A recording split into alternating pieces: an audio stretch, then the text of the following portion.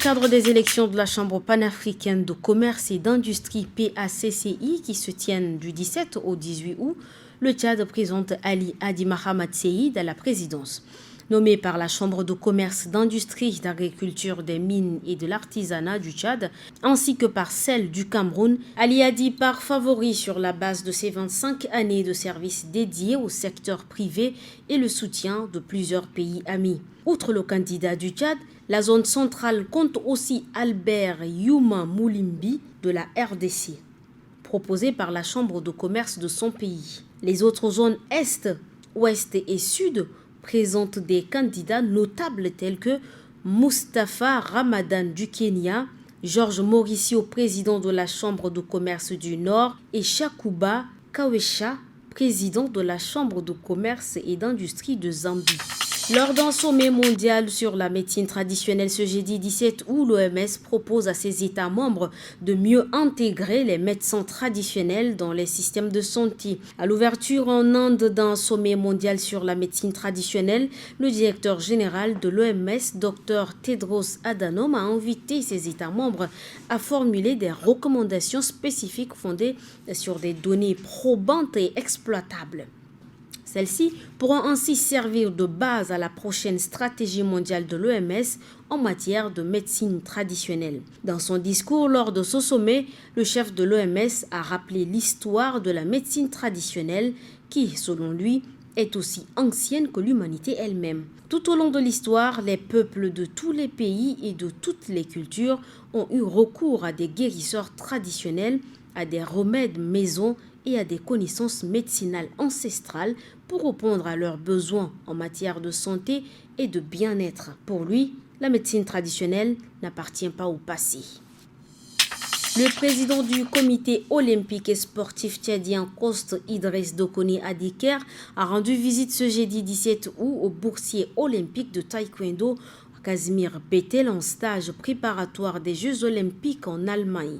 La visite du président du Coste Idriss Dokoni Adiker a pour objectif principal de faire le suivi et évaluation de l'athlète boursier et d'échanger avec les responsables du centre en vue de mieux préparer les Jeux olympiques de Paris 2024. En Allemagne, la délégation conduite par le président Idriss Dokoni Adiker, le SG du Coste Colombier et le trésorier général Yassine Mustafa Yassine s'est entretenu avec l'athlète Bettel Casimir et les responsables du dit centre.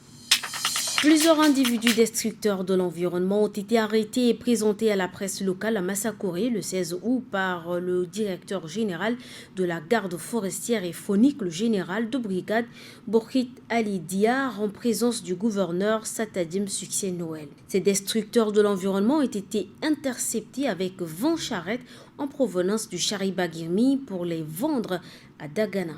Le général Borkhit Ali Diar affirme que malgré l'interdiction par l'État de cette pratique dangereuse pour l'environnement, ces derniers continuent de détruire en complicité de quelques agents forestiers. Tout en indiquant que les charrettes ainsi que leur contenu sont saisis, le gouverneur de la province du Hadir-Lami, Satadim Succès Noël, affirme que ces individus qui détruisent la nature seront traduits en justice pour répondre de leurs actes. Les chefs d'état-major des armées ouest-africains ont commencé jeudi 17 août 2023 leur réunion à Accra au Ghana pour discuter d'une éventuelle intervention militaire après le coup d'État au Niger. Je dément formellement les propos tenus ce jour par le correspondant de France 24 au Ghana, François Ferkatadi, au sujet de la Guinée-Bissau.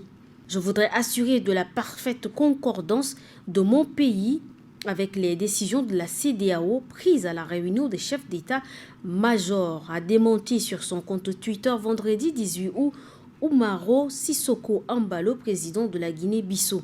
À cette réunion, la Guinée-Bissau a été représentée par son chef d'état-major de l'armée de terre, a souligné le général Umaro Sissoko Embalo. À l'ouverture des travaux jeudi à Accra, le confrère François Ferkatadi avait posté des photos montrant les sièges vides du Cap-Vert et de la Guinée-Bissau aux assises. Ces images ont poussé le président de la Guinée-Bissau à sortir de sa réserve.